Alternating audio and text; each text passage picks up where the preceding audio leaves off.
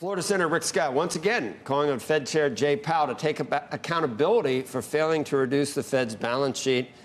In a letter to Chairman Powell, Senator Scott writes, "It is clear that your current plan to reduce the balance sheet is insufficient and that it would never solve the problem of your massive balance sheet." Senator Scott joins us this morning, and we're talking about it in a previous segment, Senator. Plenty of blame to go around. Is your point that that's all in the past? The balance sheet is what it is. Well, now we need to reduce it. But the players that got us to where we are, they're not Fed, Ben Bernanke, Janet Yellen. How far back? There's plenty of blame to go around. And there, how far back do we need to go? Well, there's not that far back. When Obama got elected, I think the balance sheet was around $800 billion. So I think you just have to go back three people, including Powell. But remember, under Powell, he doubled it. I think it was, what, 4.5, 4.6 trillion. He doubled it to 9. He promised to bring it down, and he hasn't. He's bringing it down very slowly. Why could he go up so fast, $145 billion a month, but only go down at $95 billion and not even hit that target? It caused a massive misallocation of capital. And on top of that, who gets held accountable there? There's 23,000 people that work there. Nobody's been held accountable for the financial crisis of 2008. Nobody's been held accountable for Silicon Valley Bank. There's no accountability. They don't even have an inspector general that's independent. I mean, this is a problem. I mean, the balance sheet, no accountability. We've got to have change there. Senator, I guess it doubled in large part because of COVID and all the relief. And then I guess trying to bring it down when the fiscal, there were absolutely no governors on fiscal spending in that period. So if you were to pull the rug out too quickly, there'd be more Silicon Valley Bank shares than necessary. You're kind of just living in the environment that you created because of COVID.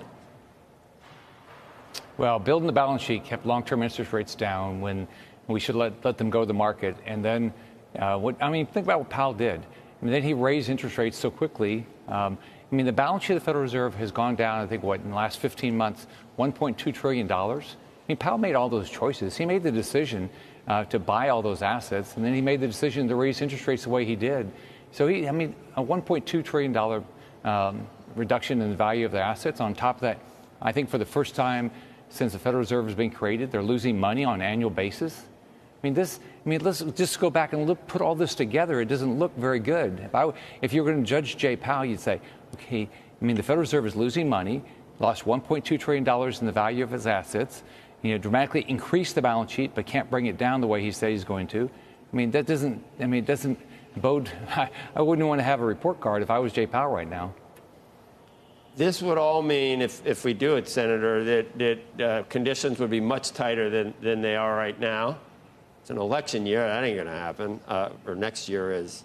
Anyway, would you would be okay with financial conditioning, the conditions being much tighter than they are, which could probably push us into a hard landing? A lot of times, if you let, if there's no intervention and you don't walk softly, and you let the chips fall where they may, there can be a much harder outcome to the U.S. economy. Well, at some point we've got to live in reality and live within our means. Congress has not done its part. The Biden administration has not done its part. Since 2019, the population has gone up 1.8%, and the budget's up 55%. So we're running a $2 trillion deficit. So there's a lot of blame, but why don't we start living in reality? And the earlier you live in reality, the better chance you're going to fix these problems. This idea that we made all these mistakes, so let's don't fix them makes no sense to me. Let's go live in reality.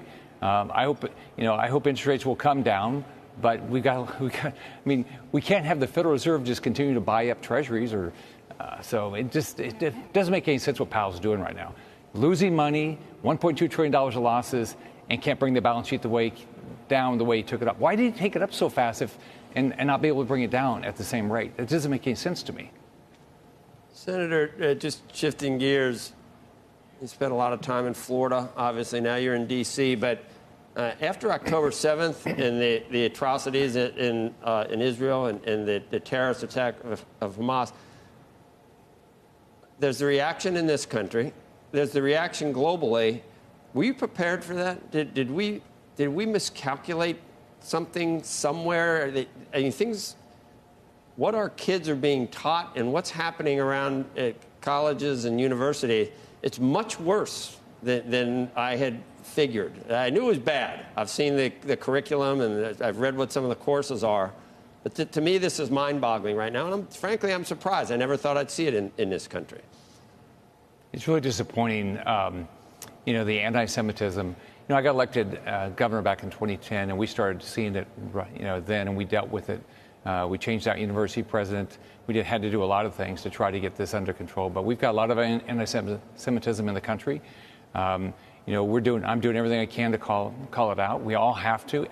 This is everybody's responsibility. I'm glad we've got donors, universities that are pulling back on their donations. I'm glad there's companies that are saying, I'm not going to hire people that want to support Hamas, which mutilates babies and has American hostages.